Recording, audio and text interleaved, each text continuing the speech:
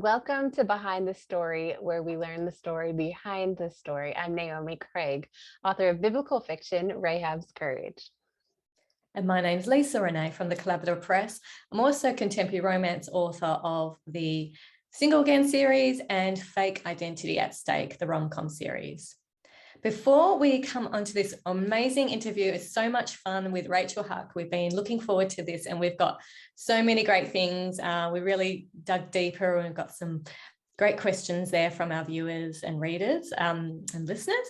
But first, we're just going to quickly catch up to our followers. Naomi, what are you up to at the moment?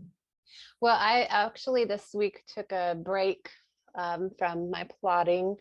I had to get some stuff squared away for next year's release for Ezekiel. So I just actually kind of skimmed through that again as I was prepping what I needed to. And I just really like that story. I'm proud of it. So I'm excited for to see Ezekiel and that impact in the in the story that the Lord has, the people that the Lord has for it to reach. So I'm excited about that coming out next year. So how about you? What are you working on? Okay, well, when this goes live, 1st of December, I've got a second book in my rom-com series. So yeah, the first one came out in August, Fake Identity at Stake. And so we've got the characters in there, continue on. And the next one is called About Time You Propose. So a lot of people wanted to hear Ethan's story, Jake's best friend. And so, yeah, that's pretty exciting. I'm getting the reviews back, my review team, loving it and getting feedback. So that's nice. I'm surprised that one liked this story better than the first one. So that was interesting. So, I mean, she gave me 5 stars for the first one as well, but she, so that was really cool. I really made it more of a rom-com, like purposely, where the first one, it was just sort of had humor and it was sort of a situation that was quite funny. So being a mistaken identity and love in disguise. So yeah, so that's been fun. So by the time this goes out, it will be December the 6th when I'm launching it properly, and I'm doing a 99-cent launch because you can book all the promo sites like Fussy Library and all that kind of stuff. And then, and then follow it on with Amazon ads and that kind of stuff. So I've got a month strategy, which is a little bit different to my last one. So it should be good to see how that went. Excellent. And I think December, I'm just going to chill out, take it easy with Christmas and do a bit of plotting for next year. So I've got my pre-order for the next one. I've made it like a 6-month pre-order, but I'll probably bring it out February, March. But yeah, just don't have the pressure. Like, when I did the last one, 3 months pre-order and so you're pretty committed. Yeah. Well, see, so Fake Identity at Stake, you really actually wrote that about a year ago. And it's just because you weren't ready for it to go live yet. So, but you're going for like a pretty quickly after for the next one, right? Like you're pulling up book 3 really quickly after. So that's good. That'll keep your momentum. Yeah. Also, I did write a novella in the same story for Christmas, and that's part of the Heart of Christmas series with Mosaic Collection. It's called Caught and Apt, and so I get the rights back to that, as in it's in Kindle Unlimited with them. And so January the 6th, I can publish under me, but I'm actually getting the audiobook done because I'm allowed to do it on a different platform. So the audiobook will get done, and my narrator thinks she can get it done by 20th December. So that'd be nice. So just before Christmas, so my audio audience, can have that. But I'll sell that direct from my website as well, because it's I'm not exclusive to Audible with that. So that's good that you get the choice, and then the readers can get it straight away, because Audible just takes so long to load things up at the moment. So. Yeah, and your free novella is also in Clear Creek County too. So you've got quite the little world created there. So yeah, so they're on audiobook. So people can subscribe to my newsletter. They can get the audiobook of Fake Engagement Mistake for free. So either ebook or audiobook. Some people just, even if I offer them Fake Identity Mistake audiobook, that I want the ebook. So you've sort of got 2 different audiences. So it's finding that different audience. But there's some people who like both. Well, how exciting. That's exciting. Now we'll get on to our show, but first we want to congratulate our last winner. We had Lisa Berggren on, and she does supernatural suspense, but she also has got a Christian children's book coming out for Christmas, Shh, Baby Jesus is Sleeping. And so we'll contact the winner and we'll have that in our show notes. So congratulations. Our guest today is Rachel Hauck, who has won more awards than we have time to mention. Her book, Once Upon a Prince, was filmed for an original Hallmark movie, and two of more of her titles are under film contract. She teaches at workshops, she leads worship, at American Christian Fiction Writers Conference. She's been Mentor of the Year. She is a wife, a writer, a worship leader, and she works out at the gym semi-enthusiastically. She lives in sunny Central Florida with her husband and ornery cat. Rachel, thank you so much for joining us today on Behind the Story. Hey guys, thanks for having me. Oh, we're so looking forward to this interview for a long time. So it's great to have you finally here. But there might be some people who haven't heard of you yet. So just briefly, just tell us a bit about you and what you write. Oh, that's a great question. I write contemporary novels. I've written romance. I've written split time. For those of you who don't know, it's part historical and part contemporary story.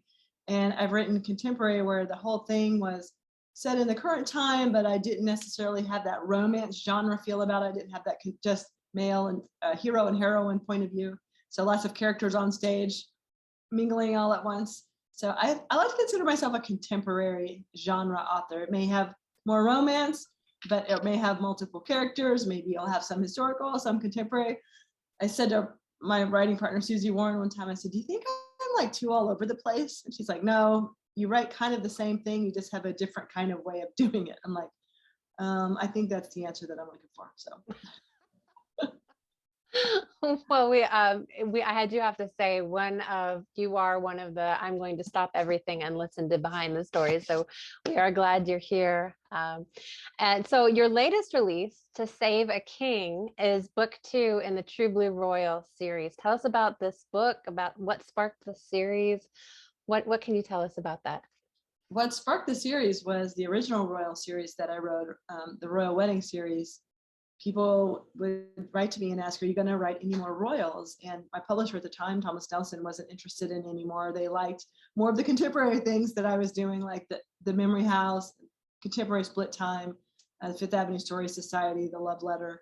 And so I thought, why don't I just do it on my own? Because it's a perfect kind of story to tell. It's a trope. It is definitely the romance genre. So it's a great story to tell if you want to try a little bit of indie publishing. And I'd been 15 years about 15 years in the traditional publishing world. And I thought, I might as well give my hand a try at indie publishing. So I thought those were a great storyline to try it with. And so I just kind of mirrored my country that was in the first book, and I just kind of launched off of the things that I learned that first Royal Wedding series. And I created another country and stuck it in the North Sea. The North Sea is crowded with Rachel Hauck countries. And I just kind of tried to find a name that didn't sound like Ovia, because there's so many fictional countries like Moldovia, Morovia, Godivia, I don't know. So, but Prince Gus, what really sparked this also was Prince Gus is a character, kind of a mentioned character in the Fifth Avenue Story Society. And one of the characters is an heiress. Her grandmother started a cosmetic company, and now she's in charge of this company. So she's part of the world's 1%, the world's elite. She knows everybody. And she met Gus, Prince Gus, of my fake country Locktonland. And they were supposed to get married, but she ran out on him on the wedding day. And so I thought, poor Gus, he needs his own story. He needs a happily ever after. So that's kind of how I started the story. Oh, there you go. So you weren't planning to, when you're writing the Fifth Avenue, you weren't planning to do this series. You just thought later on, or people were saying, what's happened to Gus? Or no, yeah, I think I kind of wondered what happened to him. And that kind of sparked the idea. And this is the writer's mind, which you guys will know. I wonder, there was so much drama when Meghan Markle married Prince Harry. Like, was her dad going to come and all this kind of stuff? And there, her sister doing interviews and stirring up a little bit of controversy. And I thought, like, what if she didn't show up? And so I thought, oh man, I bet the coral's going to leave this prince at the altar. And so that it's actually her wound. It's part of her story, healing of that, the fact that she did that because she really did love him. But the story is why she did it. And so I just decided Gus needed his own story. I just liked him. Yeah, awesome. It is a great story. And it just seems like, so 2013 you did Once Upon a Prince, you traditionally published, and now the first To Love a Prince is August 2020. So it feels like to me like you're one of the forefront runners in the royals, doing the royals back in 2013, but it's still, like you're saying, it's a trope. And I'm seeing even rom-com authors, recently grabbing onto this. It is becoming quite popular. So, I mean, I don't know, was there anything much else going back in 2013, all that? Or do you feel like you were like one of the rare ones? Yeah, I don't think we had a lot of royal stories at least in the Christian market, in that kind of space. Obviously, in the general market, that trope is very popular, and there's lots of royal kinds of stories, but I don't think anybody had written them for a while. But I don't know that there were any in the Christian traditional publishing world until I came along. In fact, there were some people who were looking at it, I was like, well, we don't know. But Kate Middleton had just married Prince William. That's where I got the idea. And I said, oh yeah, she's going to be, the royals are back. Because after Princess Di was killed, there wasn't a lot about them. They left the royals alone. We didn't hear a lot about Harry and William. And when Kate walked on the scene, I'm like, she's beautiful, she's poised, she's composed, she's classy. They're back. And I was right. So I was glad I launched the idea. And Debbie Maycumber, I don't know if you guys know her, she's a big time author. She helped me brainstorm that story in a couple, well, not the whole series, but the first one in the series. So I felt blessed to have her knowledge because she had also written in that space before. Once Upon a Prince, that's the one that was actually made into a Hallmark movie. Is that correct? Yeah, it was. So how did you know it was being optioned for the movie? Tell us about that process? That process came from the publisher, Thomas Nelson. Part of their licensing arm, and licensing is the foreign translations, going to audiobook, anything other than the print and the ebook, licensing handles. And so they had a savvy person named Kat Zappa who said, why don't we try for film?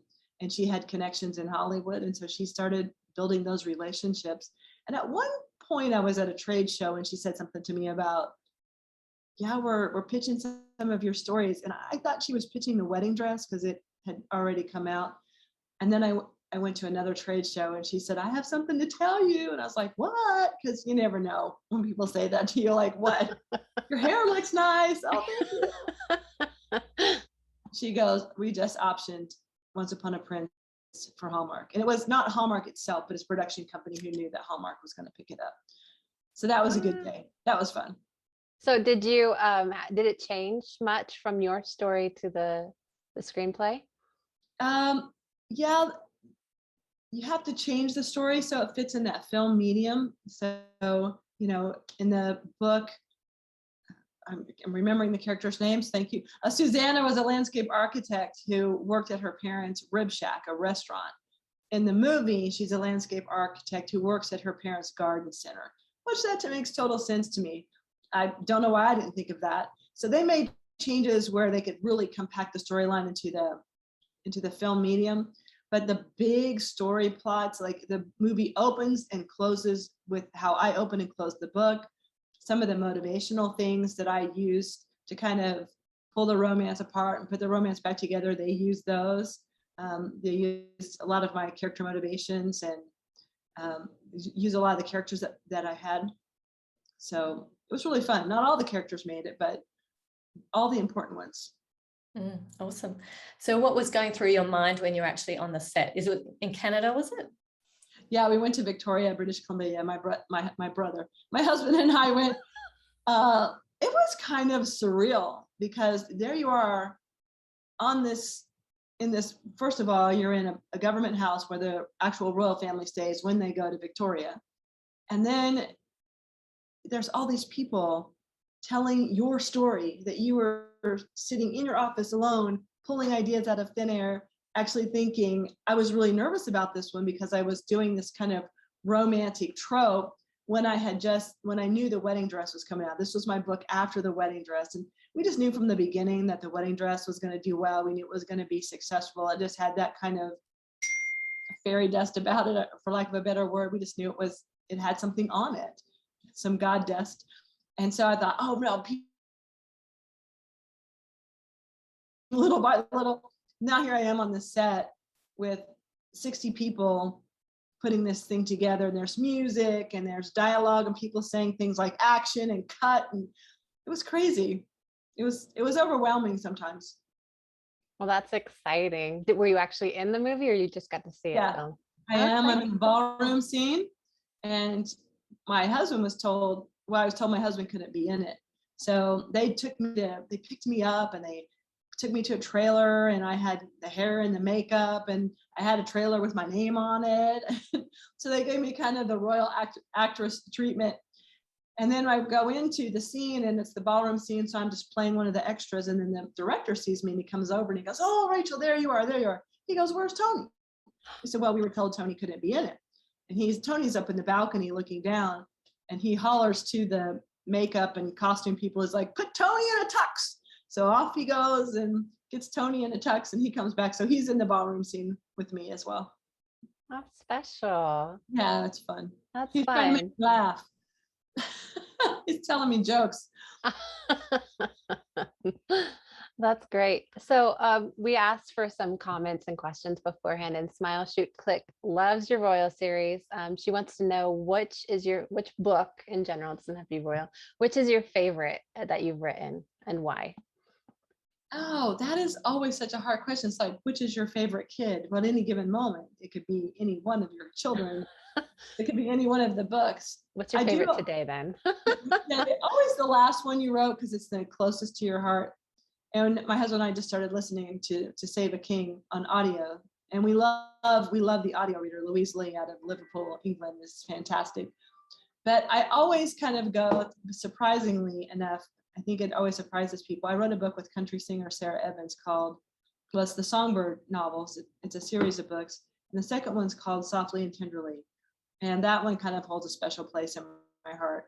Just kind of my own emotion through the book. And there's a scene in there that I wrote that probably every time I wrote it, well, I was thinking of it, I cried.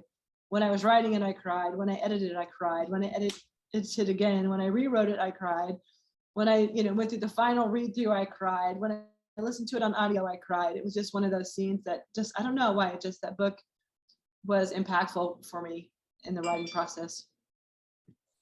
Wow. So do you get readers saying things to you, like how it impacted them? Do you feel that? Because they say if you're the author and you don't cry, your readers aren't going to. I didn't have as much mail on that series, I think, because really Sarah was the headliner, and her fans responded to the series to her rather than to me and my readers. I know that people read it. I can't remember, it's been a while now, how many people responded. But I always love when I hear from someone how a story impacted them in ways that I wasn't even thinking of when I was writing it. And I always tell the Lord, fill the cracks. Holy Spirit, you fill the cracks. Because there's space in that story for the reader to see something that I wouldn't see. That's the beauty of story. It's the beauty of words. To me. That's right. I've heard, you've got 1,000 different readers, and it's 1,000 different stories, because it's like when a sermon is like, that sermon was for me, here, that sermon was for me, and they get different things out of it. It's like, stories, there's all different journeys of the characters, even side characters. Someone might actually really connect to a side character. Now, I'm really excited to talk to you about your new venture. You've connected and collaborated with your good friend, Susan May Warren, with Sunshine Publishing, and going more into the mentoring there. So there's a great initiative behind that, finding people authors have had great talent, but they don't really have a marketing platform, and you're coming aside them with your journey and all your background and mentoring them. So, I guess there's a twofold advantage. They're getting, to use your platform and getting mentored, and you would think you'd be saving some time by someone else doing a lot of the work and writing, but I can imagine that with all the brainstorming, mentoring, and reading over it, it might not have been that. So just tell me a bit about that. how's that going and where you're up to with that? Yeah, so we're doing a series called the Heartspin Novels, and it's going to be set in a town I created called Heartspin, Tennessee, just outside of Nashville. The wedding chapel set there, the wedding shop is set there, the wedding dress Christmas is set there, and Parts of To Save a King is set there. So I brought my little pseudo-British locked-in-land prince over to Tennessee for part of the book.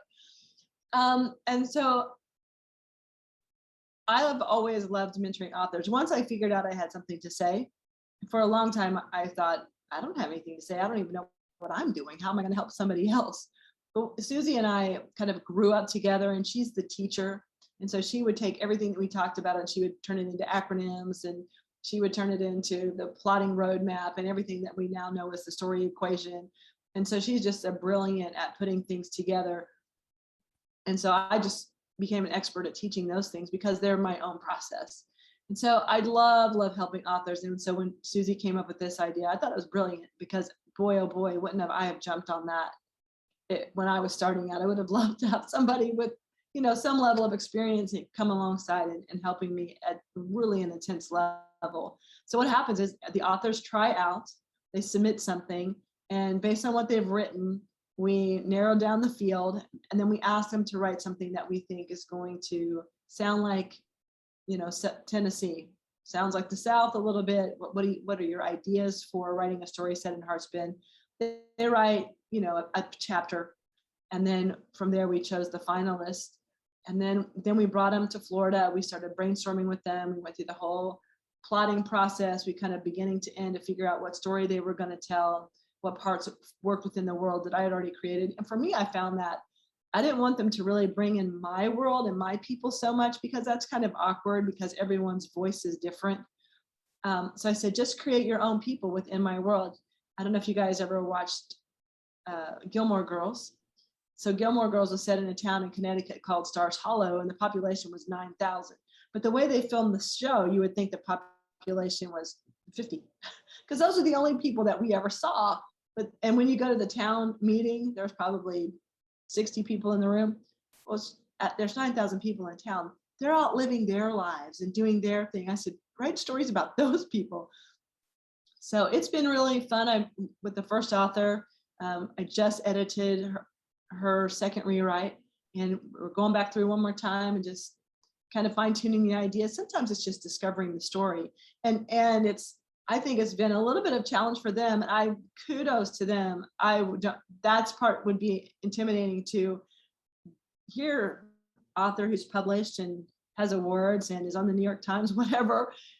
Here's the story that I'm writing in your world, help me with it. And so I think there was just giving her more freedom to tell the story her way and in her voice, and then going in and layering in my voice a little bit. So it's more like a blended story, but she's doing a great job. She's doing it's called One Fine Day, and Carrie Pageant is the author, and she's doing a really great job. So when does that series, I think they all come out I think they start releasing next summer. You've mentioned Tennessee and the magical North Sea. Do you have a specific place where your books are set beside that, or is there a specific kind of theme? That's a good question. Mostly I write in the South, and that happened because when I was contracted with Thomas Nelson, I was having a conversation with my editor, and she talked about, we're in the South, we should write Southern stories. So I thought, okay. And at the time in the general market, an author named Dorothea Benton Frank was writing a whole bunch of stories off the South Carolina Low Country, Hawley's Island, Sullivan's Island, and they were super popular. I mean, she would put one out and it was boom, #1 on the New York Times. So I thought, okay, that's strategy, that's smart. So I started trying to really set my stories in the South, and I've lived in the South most of my life. I was born in Ohio, but Southern Ohio, and then I've lived in Oklahoma, and the rest has been in Kentucky and Florida. So I thought, I know that world. And Tallahassee, where I lived for a long time, some people call it LA, Lower Alabama. So I really knew a lot of the Southern culture. So I felt like that was a good comfort for me. Okay, so we're going to talk about critique partners or having, relationships with other people. Obviously, you've got Susan May Warren, one of your key people that you're working with. How did you connect with her? Like, Was that through American Christian fiction writers? Yeah, I connected with her at the first American Christian fiction writers, only then we were American Christian romance writers. And she was with a group of friends that they were all writing partners together. I think they met online like AOL back in the day. And Susie had been a missionary in Russia. And so she was always online looking for partnerships and help. And there was a woman named Tracy Bateman, a lovely author who I connected with. And so she invited me into their group, and there was Susie. So over time, she and I just ended up connecting, and we were at a ACFW conference. We were on the board together early on in like 2002, 2003. And then we were at a conference in Dallas. Oh no, we were at Nashville actually. And we were outside of a coffee house called the Frothy Monkey. And we were, let's brainstorm our stories together.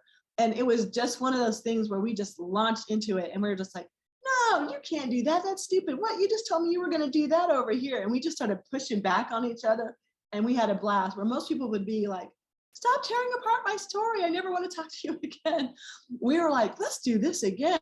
So the next year we were in Dallas, and we stayed the day after the conference, and we just sat around and brainstormed our stories. And we just had a blast, just like, wait a minute, he's going to do what? That makes no sense. Or, oh, that's great. Oh, you could do this. And just really helping each other develop our stories. And by then she was also starting to develop what is now my book therapy and story equation. So we had a blast. We just started connecting. And then I knew she came home from Russia. She lived in northern Minnesota, almost to Canada. And she had really bad cell reception and internet reception. And I heard her tell somebody one time, if you want to talk to me, you got to call me. So I started calling her. I probably called her every day for years. And that's another reason how we connected. And when I first wrote a book for Thomas Nelson, it was called Lost in Nash Vegas, which is now called Nashville Dreams. It was supposed to be what my agent said called a redneck chick lit. And I'm like, how do you write a redneck chick lit in the Christian market? I'm thinking beer, barefoot, and babies. I don't know how this is going to fly. So she said, why don't you write it about a songwriter, of which I knew nothing. So I ended up digging in and learning all about being a country songwriter. And anyway, when I first pitched hey, here to my agent, here's the proposal, she was like, oh no, this is horrible. Get this right. So of course, naturally I'm upset. So I call Susie, and she takes it and reworks it and says, oh, here's what you got to do. And she rewrote my first chapter. She wrote the first chapter of Sweet Caroline as well. I was in the doldrums. I'm like, I don't know what I'm doing. And she said, send it to me. And she had kids at home. She's cooking dinner on a Sunday, rewriting my chapter. So I'm forever indebted to her. And the Lord just really put us together. We just really clicked, and we just really had a good relationship. But how did publishing that first book, how did that change your writing process or your perspective on it all? Yeah. My first book actually was with a woman named Lynn Coleman. That was those little category romances that Heart Songs to put out. They look a lot, like Love Inspired for people who maybe weren't familiar with Heart Song. And I think you just learn along the way. So Lynn just said, hey, we just brainstormed the story together, and I did all the writing. And then I took off with the series after that. But then when I pitched that first one to Thomas Nelson, I was actually with Steeple Hill Cafe, a Harlequin imprint, was my first chick lit called Georgia on Her Mind. And I look back and I'm like, how did you know what you were doing? I don't know. I didn't have any of the tools that I have now, but I had studied a little bit in college, and I was always reading and always writing. And all I knew was you got to have conflict and drama, So, and I was a member of Romance Writers of America, so I was attending chapter meetings and learning from the great writers that were part of our local chapter. But now I feel, do you gain confidence? Yes. But you also feel like, have I written this before? Do I know what I'm doing? How can I go deeper? And I need a better last name. I've used this last name before. I always somehow gravitate towards W's and J's. Always having a name. All my names I just pull out of the air are J or W. But I think also just trying to write deeper.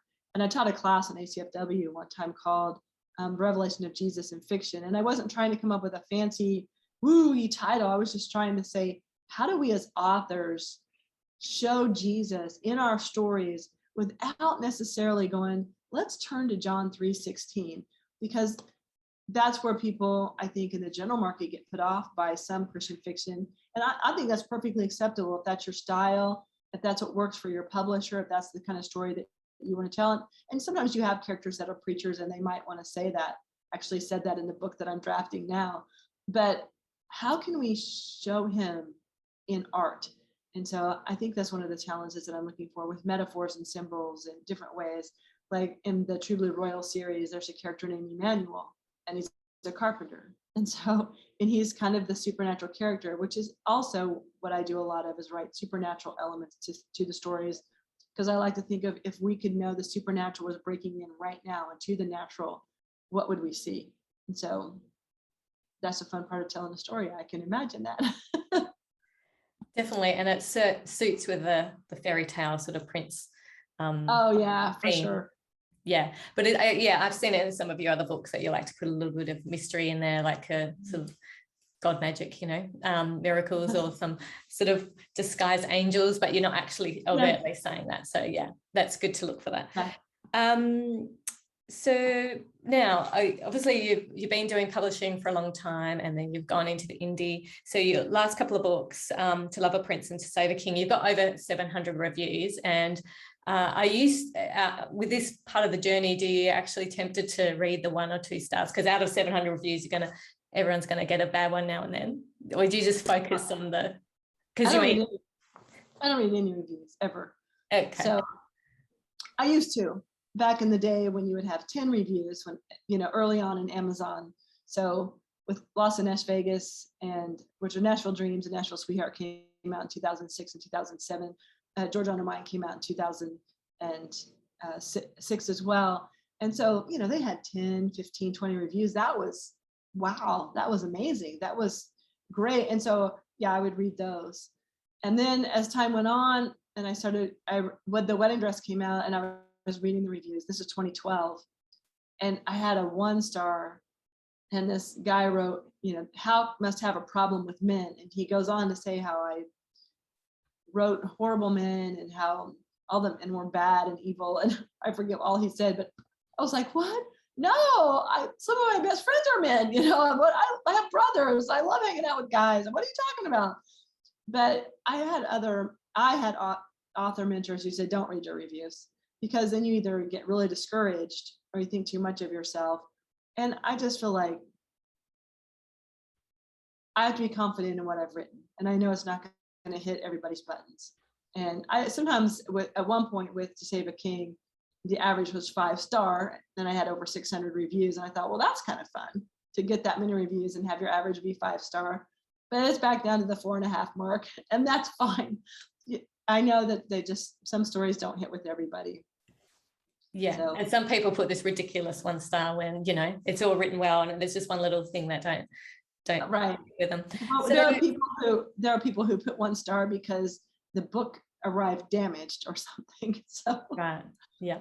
So with the difference between a traditional publisher, because I've heard Steve Lobby talk about it, back in the day, and certain publishers had very strict guidelines with Christian fiction, like the couple weren't allowed to be in a house alone, or even some publishers back in the day, it was their thighs brushing or something, and they had to take that out. So things have progressed a lot. And we've got to be realistic of what relationships are really like. So have you found with your indie writing, have you changed or being a bit more realistic to modern times, or are you just doing the same what you would have with a traditional publisher? I always wrote what I felt was true to the characters. And yeah, there's a real strong conservative element to the physical relationship in Christian fiction, but I never wanted to write to that. And I always thought I got to be true to the characters and true to the stories. And actually with what was Diva Nash Vegas, which is now Nashville Sweetheart, that heroine actually lived with somebody. And I think I was one of the first, I wasn't the first, but I was early on author who actually had a heroine live with somebody unmarried. But that relationship actually had no romance in it at all. Even when there's one scene where they're getting ready to go to bed, and they're talking like an old married couple, but there's no love between them. There was no heat, there was no nothing. And then later on in the book, when she gets with the hero, and by the way, I just want to say, we know old married couples can have heat, but they were just kind of like, here's this young couple living together, and they're just like, did you put out the cat? Did you turn off the light? It's garbage tomorrow. It was just like, there was no passion in their relationship. And then later on in the story, when she gets with the hero, they're sitting at a bonfire and he reaches over and holds her hand. And I was like, oh, and because that's what the story was about, just holding her hand was all we needed. And that was just really like a really super romantic moment. So I don't think you need a lot of the physical stuff if the emotional stuff is there. And so that's what I never want to titillate. Because there's all kinds of people reading our stories. There's young women who aren't married, there are women who are struggling in their marriages, or you just don't know where mindsets are. And so I just try to honor the reader by whatever physical or romantic relationship I put on the stage. And I feel ultimately I have to answer to the Lord and my mother. No. So, yeah, I was like, my mom reads this. So I just feel like I have to answer before the Lord.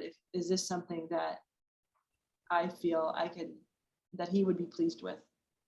And there may be some people who think, I have read a couple of reviews or heard that people thought that maybe I pushed something too far.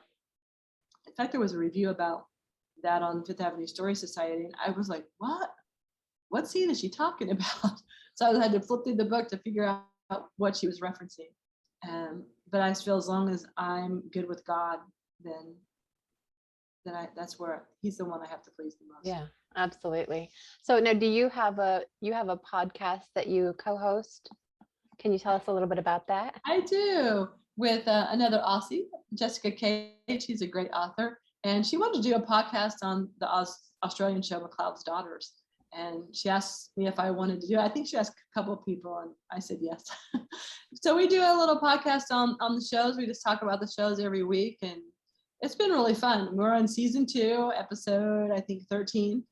So it's been really fun to kind of talk about it from a storyteller standpoint, as well as the difference between some Australian terms and American terms.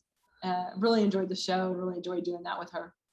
Is this a kind of like content marketing? Are you relating it to your books or building your platform in that way? That's a good question. We do say, hey, where can you find your books? Where can we find Jessica's books? And sometimes we'll bring up a plot point. We'll say, look, as a storyteller, I get why they did this, but here's why it didn't make sense to me, or here's why I really loved that. So we kind of sometimes approach the show as storytellers ourselves. But I think she just wanted to do it, I think, to have fun and, address a really great Australian show that had some traction here in the States. So how many series has McLeod's Daughters? Is that still going? Like, is it beyond your 2, or is it? Yeah, I think there's 8 seasons. Oh, okay. There aren't any more, although we did have the producer on and the creator, and she was trying to get a reboot or get a movie, but I don't know where she's at in that process.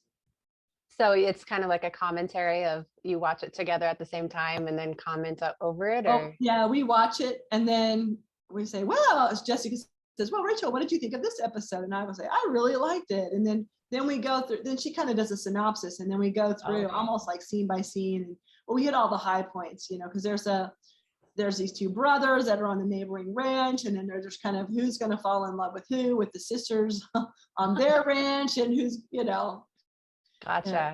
How fun. Yeah, lots of drama. Lots of outback drama. We talk about things like, this town is called Gungellan. I think it's probably like in the middle of the country where, it's far. And sometimes they'll drive back and forth between Gungellan and the ranches. And it's like a 2-hour drive to Gungellan.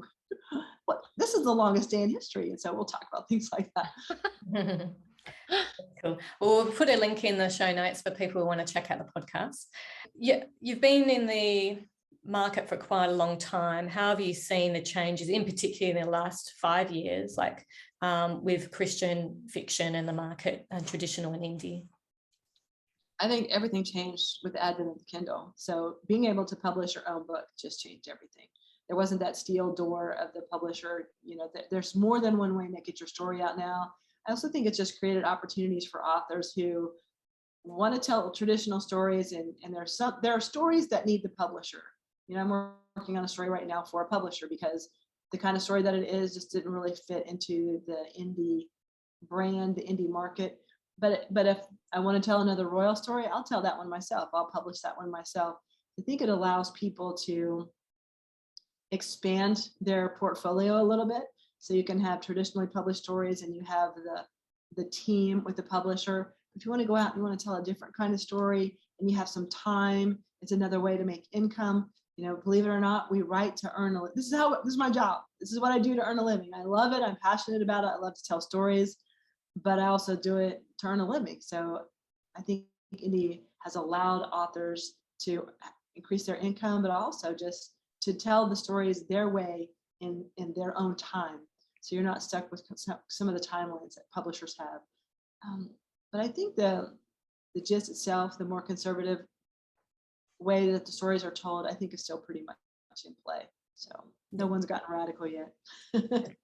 So how are you going with learning how to do marketing? Like, because it's not just about you've got your platform and you've got your newsletter probably and all that kind of stuff, but to really push it out there, have you explored paid advertising, pay-per-click, Amazon ads, anything like that? Yeah, I took a ton of Amazon ads classes and I still haven't figured it out. But I've done Amazon ads, did a couple of Facebook ads. I'm not as thrilled with Facebook. So it doesn't feel like the great bang for my buck. For me, I know some people who do really well on Facebook and some people who don't, and they do really well on Amazon, and the person who does well on Facebook doesn't do well on Amazon. But I feel like I've just done Amazon, and then, you know, working with the street team and working with readers and who want to share. And mostly I just let it ride. I just decided partly I don't like this because Amazon's not your partner. Mm-hmm. You know, so they give you a space and they give you a way to do ads. And I've tried every way but Sunday. And it's something that you just have to sit around and play with.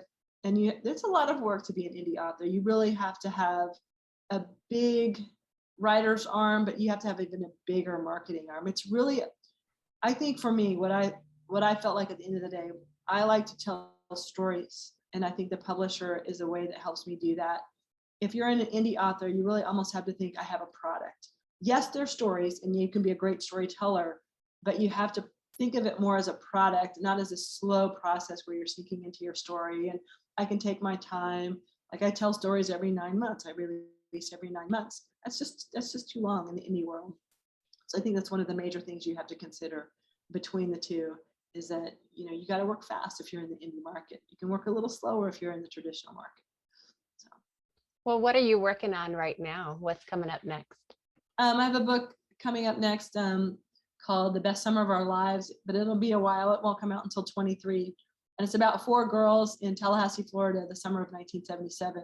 And they get in a little bit of trouble and they end up being camp counselors for a reboot camp from one of the mother's childhood. So she's going to go out to this town called Tumbleweed, Oklahoma, which is exactly what it sounds like. And she's going to restart this camp.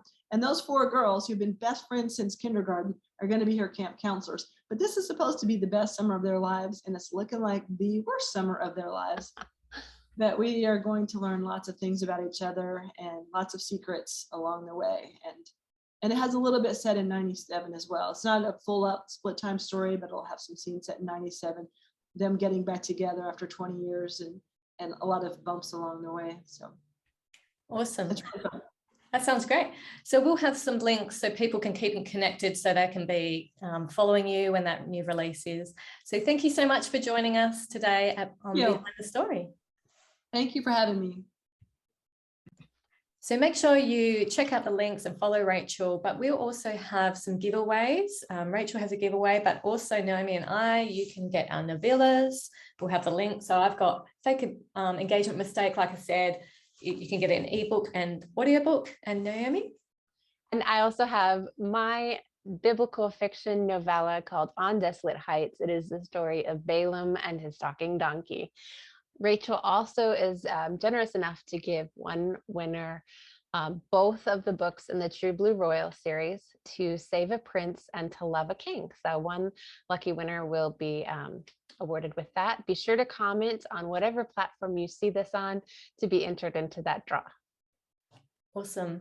And we have a podcast. So if you want to listen, you can subscribe to that, or you can go onto our website. We'll have the link there and you'll get notified. Or if you're on our YouTube channel, just subscribe there. So thank you again for being with us today on Behind the Story. Until next time, let us run with endurance the race that is set before us, looking unto Jesus, the author and perfecter of our faith. Have a great week. Bye-bye.